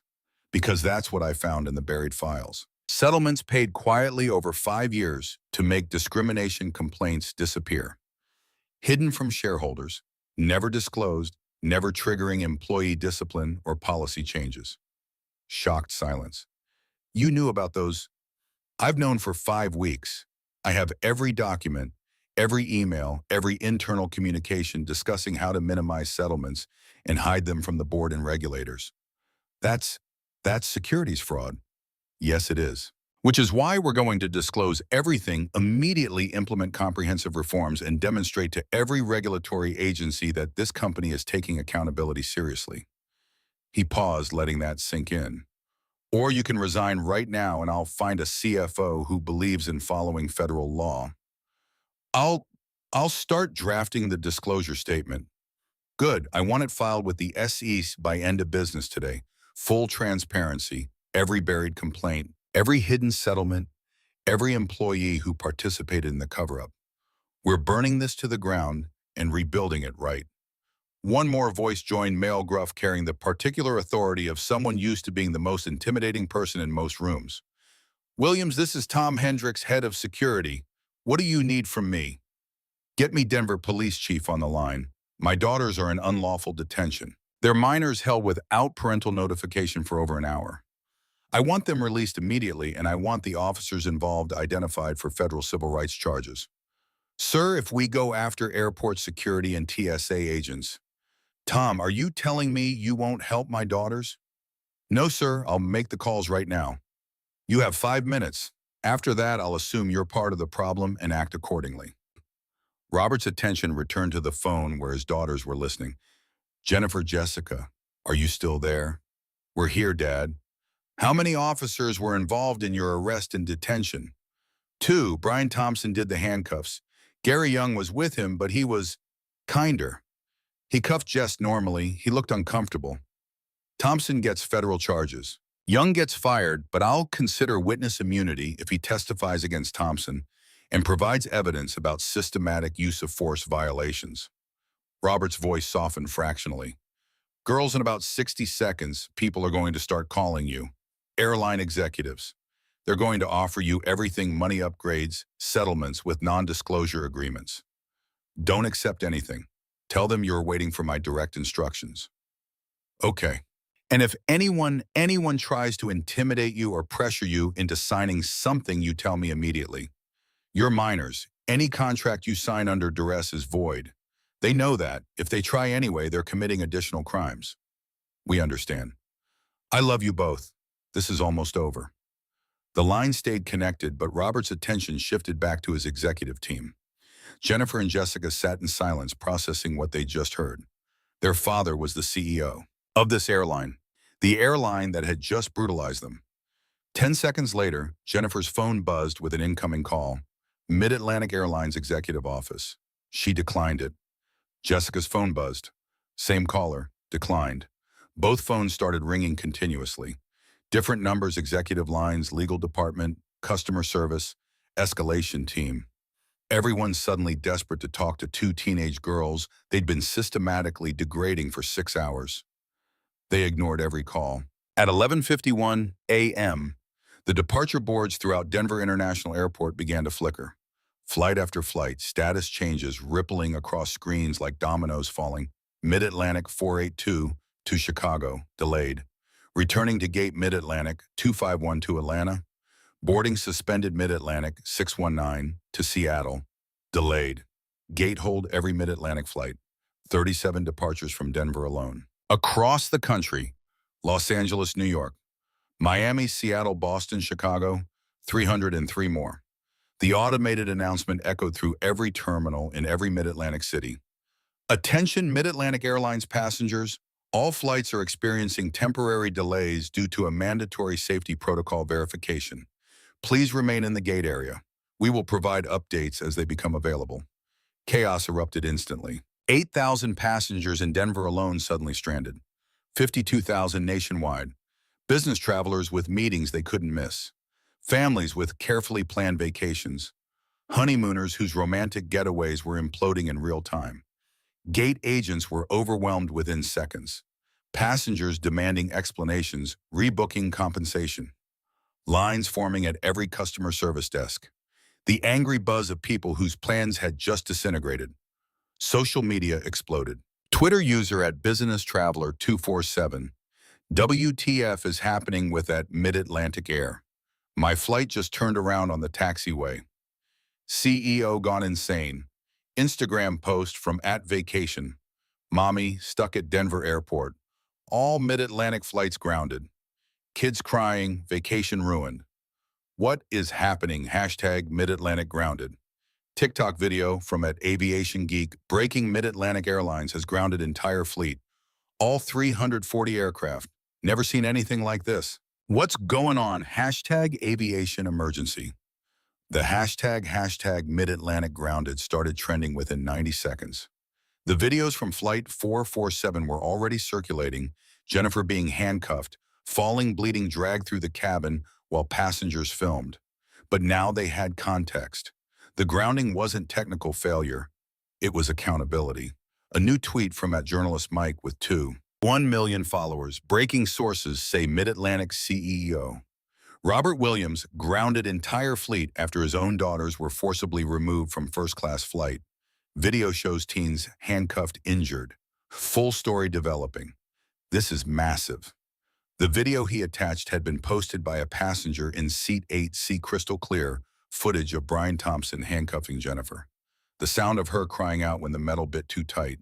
The fall, the blood, the dragging. The caption, "This is why at Mid-Atlantic Air CEO just shut down the entire airline. Because this happened to his daughters." Watch till the end. 2.1 million views in the first 5 minutes. At 11:53 a.m., the detention room door opened. Denver Police Chief Marcus Webb stood in the doorway wearing his full-dress uniform, not the regular duty blues, but the formal ceremonial uniform with medals and insignia, the outfit reserved for official appearances and moments when authority needed to be visually reinforced. He looked furious. Behind him, the airport security supervisor, who'd refused them timely medical attention, now looking terrified. "You're free to go." Chief Webb's voice carried the controlled anger of someone who'd been briefed on exactly what had happened and was barely maintaining professional composure. "With my sincere apologies on behalf of the Denver Police Department," he shot a look at the supervisor that could have melted steel, "who authorized the detention of 2 minors without parental notification. Captain Rodriguez filed a federal complaint for disrupting." I don't care what Captain Rodriguez filed. These are 17-year-old girls. Colorado law requires parental notification within 30 minutes for minors in custody. It's been over an hour. Someone is getting sued and possibly charged with custodial interference. He turned back to Jennifer and Jessica. "Your father is on his way. He'll be here in 3 minutes.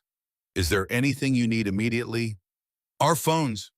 Jessica's voice was steady despite exhaustion. "Officer Thompson took them as evidence." Chief Webb's expression darkened further. "Get their property, now." The supervisor scurried away like a scolded child. Chief Webb knelt down so he was at eye level with the twins, a gesture of respect, making himself smaller, rather than using his height to intimidate. "I have daughters your age," his voice softened. "What happened to you today is unacceptable. Every officer involved will be investigated." "You have my word." He stood back up. "Your father is a very determined man. I received 3 calls from him in the last 5 minutes. One from him personally, one from his general counsel, and one from a federal prosecutor he apparently knows personally." A slight smile. "I suspect today is going to be a very bad day for some people who earned it." At 11:56 a.m., Robert Williams burst into the detention area like a force of nature. Still in his suit from the board meeting, tie loosened, expressions somewhere between relief and rage. He saw Jennifer's bandaged elbow and the gauze wrapped around her wrist covering handcuff marks. Jessica's tear-streaked face, and something in him broke. Not broke down, broke open. "Dad," Jennifer stood and he pulled both daughters into a fierce hug that felt like armor, and apology and fury all compressed into one gesture. "I'm so sorry." His voice cracked. "I'm so sorry. This should never have happened. Never." He held them for a long moment, long enough that Chief Webb quietly stepped out of the room to give them privacy. When Robert finally pulled back, his eyes were wet, but his expression had shifted back to CEO mode. The processing of trauma could come later, after he'd dealt with the people responsible. He turned to Chief Webb. "Thank you for releasing them. Have the officers been identified?" "Brian Thompson and Gary Young, Airport Security. Thompson's been suspended pending investigation. Federal charges are being filed." "Not considered. Filed. Today." Robert's voice brooked no argument. "And I want Captain Thomas Rodriguez, Flight Attendant Linda Brown, Gate Supervisor Stephen Taylor, and check-in agent Michael Johnson arrested as well." Chief Webb's eyebrows rose. "On what charges?" "Conspiracy to violate civil rights. False imprisonment. Rodriguez specifically ordered the assault that injured my daughter. That's assault by proxy under federal law. I have witnesses. I have video. I have their own internal communications." He pulled out his phone. "I'm texting you our legal filing. Federal charges. My general counsel prepared it while I was driving here. I expect them executed today." Chief Webb's phone buzzed. He opened the document, scrolled through pages of legal text, and whistled softly. "You're not messing around. My daughters are bleeding. Someone is going to prison." At 12:04 p.m., Flight 447 which had departed at 11:05 a.m. and was now cruising somewhere over Nebraska at 32,000 feet, received an emergency message from dispatch. First Officer Tim Brooks was flying while Captain Rodriguez drank coffee, the standard arrangement once they reached cruising altitude and autopilot engaged. The message came through on the aircraft communications addressing and reporting system, the digital system that allowed ground control to send text messages directly to aircraft cockpits. Flight 447, you are ordered to return to Denver immediately. CEO directive. This is not a request. Acknowledge. Rodriguez nearly choked on his coffee. Dispatch say again you want us to turn around. Affirmative, Captain. Return to Denver immediately. CEO authority. Acknowledge and comply. Rodriguez looked at his first officer. What the hell is going on? Tim was looking at his phone against regulations during flight operations, but he'd got a text alert he couldn't ignore. His face had gone pale. Captain, you should see this. He showed Rodriguez his phone. Twitter, the trending topic, hashtag Mid-Atlantic grounded. Video compilation, Jennifer being handcuffed, falling, bleeding. Dragged through the cabin while Barbara Garcia looked away, and Richard Miller studied his lap, and Captain Morrison from United watched in guilty silence. Caption, breaking CEO of at Mid-Atlantic. Airground's entire fleet after his daughters brutalized on Flight 447. Crew arrested. CEO heading to airport now. This is the video that shut down an airline. 4.3 million views. Rodriguez felt the world tilt. His career didn't flash before his eyes, it evaporated, present tense, happening in real time. Oh no. Captain, Tim's voice carried carefully controlled panic. What do we do? Rodriguez stared at the video. At Jennifer's face, tear-streaked, terrified in pain. At her bloody elbow. At the handcuffs. At his own voice audible in the background. You just made the biggest mistake of your young lives. He'd been wrong. They hadn't made a mistake. He had. Turn us around, his voice came out hollow. Back to Denver. Tim entered the course change into the flight computer. The aircraft banked left, beginning the long turn that would take them back to the airport where police and federal agents and a very angry CEO were waiting. In the cabin, passengers began to realize something was wrong. The turn was too sharp, too sustained. Flight attendants scrambling to secure the cabin. The seatbelt sign illuminating with a chime. Business travelers pulling out phones, checking flight, status apps, seeing return to origin. Operational emergency. A woman in seat 5B, Margaret Wilson, the elderly passenger who tried to record at TSA, looked up from her book with sudden understanding. She'd been on this flight, had watched Jennifer and Jessica get removed, had stayed silent when she should have spoken. She pulled out her phone and opened Twitter, found the video of what she'd witnessed, watched herself in the background, frozen and complicit. Started typing a thread. I was on Flight 447. I watched those girls get handcuffed and dragged off. I stayed silent. I'm one of the people who failed them. If you're watching this video and judging the passengers who didn't help, you're right to judge us. We should have done more. I should have done more. The thread went viral within minutes, a rare moment of accountability from a bystander who admitted her failure rather than defending it. Barbara Garcia sat in the seat 2A, the window seat she'd demanded, and scrolled through her phone with shaking hands. Her name was everywhere. Doxed within an hour of the video going viral. Home address, phone number, Richard's law firm, their country club membership, their daughters' names. Her phone was ringing continuously. Unknown numbers. Hundreds of them. She'd stopped answering after the first dozen voicemails. You racist piece of... I hope you rot in... Yeah. Your grandchildren should be ashamed. She turned off her phone. Too late. The damage was done. Her face was attached to the video. Her voice demanding seats she hadn't paid for. Her fabricated heart condition exposed as a lie by passengers who'd watched her scroll Instagram 5 minutes after claiming medical distress. Across the aisle, Richard Miller read his own phone, his lawyer's brain calculating liability. Conspiracy to violate civil rights. False statements to federal officials. Each carried prison time. His law license, 40 years of practice, was almost certainly gone. The Colorado Bar Association would have the video within hours if they didn't already. He thought about his daughters, his grandchildren, what they'd say when they saw this, when they learned what he'd done. He thought about trying to defend himself in court, explaining to a jury why he'd backed his wife's lie, why he'd used his legal credentials to intimidate a crew into removing two teenage girls. There was no defense, just a video that would play on loop forever. At 12:17 p.m., Flight 447 began its descent back into Denver. Captain Rodriguez flew the approach manually, hands steady through decades of training, even as his mind spun through the catastrophe unfolding. 30 years of flying, 10,000 flights, 2 million passengers carried safely. None of that would matter now. The only thing anyone would remember was the day he'd ordered two black girls removed from first class, and someone had handcuffed them and hurt them and dragged them bleeding through an airport. The video would define him forever. As Denver's distinctive tent-peaked terminal came into view, Rodriguez could see what was waiting at Gate 32. News vans, satellite trucks, police vehicles, a crowd of people in business suits, and standing at the front of the jet bridge visible even from 10,000 feet, a tall black man in an expensive suit flanked by lawyers. Robert Williams, the CEO whose daughters Rodriguez had ordered removed. Tower Flight 447 is on final approach requesting clearance to land. Flight 447 cleared to land runway 34R, taxi to Gate 32 and hold for ground personnel.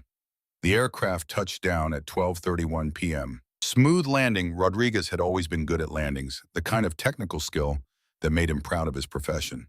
It didn't matter anymore. As they taxied toward the gate, Tim looked at him with something between sympathy and relief. Sympathy that Rodriguez's career was ending.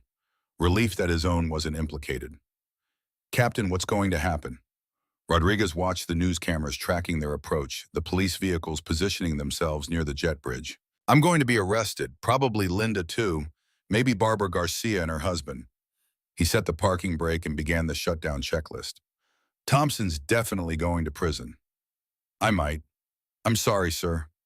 "Don't be. I made a choice. I trusted the wrong people, and I didn't verify facts before making a decision that hurt two kids." Rodriguez's voice was flat, emotionless, the shock of consequence setting in. "Everything that's about to happen, I earned it." The aircraft door opened. But instead of passengers deplaning a mid-Atlantic, supervisor entered Patricia Reeves, visibly nervous, carrying instructions from someone much higher up the chain. She picked up the cabin PA microphone. "Ladies and gentlemen, we apologize for the unexpected return to Denver. Before deplaning, we need to make a brief announcement. Please remain in your seats." Then a different voice came through the speakers, deeper, authoritative, the voice of someone used to being heard. "Robert Williams. This is Robert Williams, CEO of Mid-Atlantic Airlines. Passengers aboard Flight 447, I want to personally apologize for what you witnessed today." Dead silence in the cabin. Every passenger frozen. Two teenage girls, my daughters, were illegally removed from their assigned first-class seats, handcuffed with excessive force and injured. What happened on this aircraft was a violation of federal law, company policy, and basic human decency. Barbara Garcia's face went white as paper. "Several employees made decisions today that were discriminatory, illegal, and morally reprehensible. Captain Rodriguez, Flight Attendant Brown, and the passenger who made false medical claims to justify removing my daughters will all face criminal charges." Murmurs spread through the cabin like wildfire. "You will all be contacted by our legal team for witness statements. Your video recordings are evidence in a federal investigation. If you choose to share them publicly, you have my full support." Robert paused, letting that information land. "You will each receive a full refund for your ticket, a travel voucher worth $1,000, and a formal apology letter. But more importantly, I promise you this will never happen again on my airline. Not to my daughters, not to anyone. You may now deplane. Thank you for your patience, and again, my deepest apologies." The announcement ended. For 3 seconds, no one moved. Then the cabin erupted. Passengers grabbing phones, texting, calling, tweeting. The story too big to contain, spreading in real time through social media networks like a virus, but one carrying truth rather than deception. Patricia Reeves approached Barbara Garcia's seat. Behind her, 2 FBI agents in dark suits. "Mrs. Garcia, Mr. Miller, you're both under arrest for conspiracy to violate civil rights and making false statements to federal officials." Richard Miller found his lawyer voice one last time. "You can't arrest us for, sir, you claimed your wife had a medical emergency requiring specific seating. That was a lie used to justify removing passengers based on race. That's a federal crime under 18 U.S.C. Section 1001. Please stand.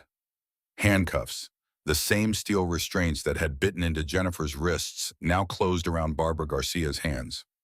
Not too tight professional standard pressure, but handcuffs nonetheless. Her perfect manicure gleamed against the metal. Her cream cashmere sweater absorbed the fluorescent cabin lights. Her jewelry, the tennis bracelet, the obscene engagement ring looked ridiculous and obscene, now wealth displayed while being arrested. Every passenger recorded it. The video would have 8 million views by dinner time. Justice served in real-time, consequence delivered, publicly accountability made visible. Captain Rodriguez and flight attendant Linda Brown were arrested in the galley. Rodriguez didn't resist, didn't speak, just held out his wrist for the cuffs, the gesture of someone who knew he had earned this outcome. Linda Brown cried, mascara running, voice breaking, pleading. "I was just doing my job. The captain told me to." "Ma'am, you have the right to remain silent. I strongly suggest you exercise it." They were escorted down the jet bridge in handcuffs, the perp walk captured by 37 news cameras positioned at the gate. Rodriguez kept his head up, accepting responsibility, at least visually. Linda kept her head down, sobbing. Behind them, 187 passengers deplaned with phones out, still filming, still tweeting, still spreading the story of what they'd witnessed. The system hadn't just failed Jennifer and Jessica Williams. It had been caught failing them on camera by hundreds of witnesses in a moment that would be studied and dissected and used as a case study for decades. Margaret Wilson approached Jennifer and Jessica in the gate area where they stood with their father, surrounded by lawyers and police. "I'm so sorry." Tears streaked her elderly face. "I tried to record at TSA. They made me delete it. I should have fought harder. I should have." "Thank you for trying." Jennifer's voice was hoarse but genuine. Margaret pulled out her phone. "I recorded everything on the plane, all of it, 22 minutes. I backed it up to 3 different cloud services before we took off. They can't make me delete it this time."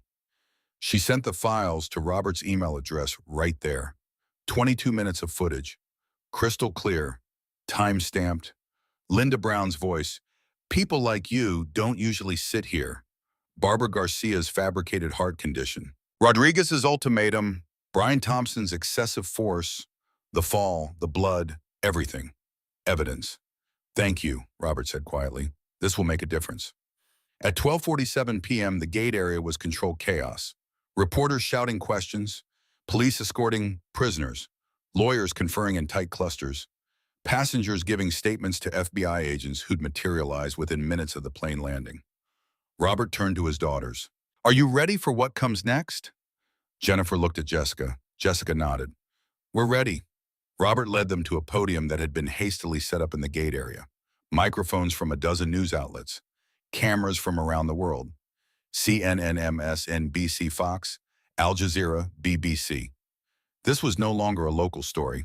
This was international news. The twins stood on either side of their father. Jennifer's bandaged elbow was visible. Jessica's red-rimmed eyes from crying were visible. The cameras captured everything, evidence of harm, proof of trauma, visual testimony that would reach millions. Robert Williams looked directly into the cameras and spoke with the controlled fury of someone who'd spent 6 weeks preparing for this moment without knowing his own daughters would be the catalyst. "My name is Robert Williams, Chief Executive Officer of Mid-Atlantic Airlines. These are my daughters, Jennifer Williams and Jessica Davis. They are 17 years old. They are honor students. They are children." He gestured to Jennifer's bandaged arm. "This morning they were brutalized by employees of the company I run." His voice remained level, professional, but underneath volcanic rage barely contained. "My daughter Jennifer was handcuffed so tightly that circulation was cut off to her hands. She was pulled from her seat so roughly that she fell and injured herself. She was dragged through this terminal bleeding while 200 passengers recorded it and not one person intervened.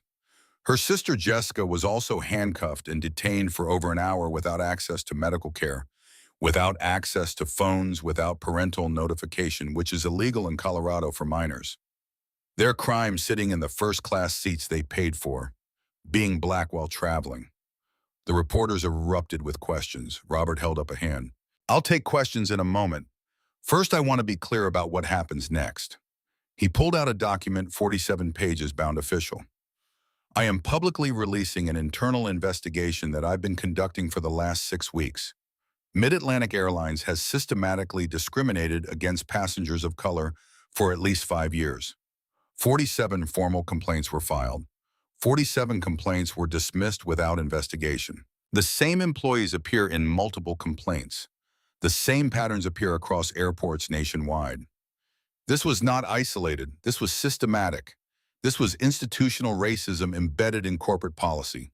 He held up another document. Buried within our financial records are settlements totaling $23 million paid quietly to victims over 5 years. Hidden from shareholders are pending lawsuits totaling $847 million in potential liability. The reporters were frantically typing, recording, transmitting this information in real time. As of this moment, the following changes are effective immediately. 1. Every employee involved in discriminating against my daughters has been terminated and will face criminal charges. 2. Every past discrimination complaint will be independently reviewed by a third-party civil rights organization. 3. Every Mid-Atlantic employee, all 45,000 of us, will undergo mandatory anti-discrimination training within 90 days or face termination. 4. An independent oversight board will be established with authority to investigate complaints and recommend terminations without interference from management.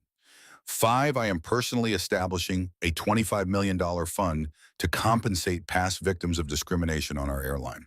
And 6, I am recommending to our board that we adopt what I'm calling the Williams Protocol, a comprehensive passenger bill of rights that will set a new industry standard. He looked directly into the cameras. What happened to my daughters was evil, but it exposed a cancer that has been growing in this company and this industry for decades. That cancer is being removed today, permanently. Robert put his arm around both daughters, protective and proud. I became CEO of this airline 6 weeks ago to turn around a struggling company. Today I'm burning it down to rebuild it right. We're done with statements. Questions. The press erupted. CNN. Mr. Williams, did you ground the entire airline in retaliation? No, I grounded the airline to prevent this from happening to anyone else while I investigate how widespread the problem is. Every aircraft will return to service once I'm confident the crew operating it has been properly trained and held accountable. NBNUC. What about the financial impact? Your stock is down 18%. I don't care about the stock price. I care about doing what's right. If our shareholders value profit over the people they can sell, there are plenty of investors who understand that ethical leadership is good business. Washington Post. Are you worried about your job? The board could remove you for this. Robert smiled grimly. They can try, but I have evidence that several board members knew about the buried complaints and did nothing. If they remove me, that evidence becomes public, and I'll recommend criminal charges. I suspect they'll choose to support reform instead. Fox News. What do you say to people who think you're being too harsh, that you're destroying careers over a seating dispute? Robert's expression hardened. Every muscle in his jaw tightened. This wasn't a seating dispute. This was assault. Look at my daughter's elbow. He gestured to Jennifer's bandaged arm. Look at her wrists. Your question insults every person of color who's been told to know their place while traveling. He leaned into the microphone. And to answer your question directly, I don't think I'm being harsh enough. If it were up to me, everyone involved would spend years in prison. Unfortunately, I'm bound by the legal system, which tends to be far more forgiving of this kind of violence than it should be. The Fox reporter looked like she wanted to argue. Thought better of it. New York Times. Will your daughters be filing a civil lawsuit? Jennifer stepped forward before her father could answer. Robert started to object, but she shook her head. I've got this. We don't want money for ourselves. Every dollar from any settlement will go to civil rights organizations and scholarship funds for students of color. What we want is change. Her voice was steady now, exhaustion replaced by purpose. What happened to us today happens to people every day, at airports and restaurants and stores and schools. The only difference is that our father had the power to do something about it. Most people don't have that power. Jessica added, we're 17. We're about to apply to college. We want to study computer science and law so we can build things and fight for people who can't fight for themselves. Today we learned that systems don't change because people ask nicely. They change when someone with power decides to burn down the broken system and build a better one. Our dad did that today. We're proud of him. The twins looked at their father. Robert looked back at them with undisguised pride and barely suppressed emotion. And across America, 10 million people watched live as two teenage girls who'd been handcuffed and bloodied turned their trauma into a rallying cry for justice. The press conference ended, but the reckoning had just begun. Because in 4 months, the criminal trials would start. And Robert Williams intended to make sure every single person who had hurt his daughters would face a jury. The system had failed Jennifer and Jessica. Now the system would answer for it.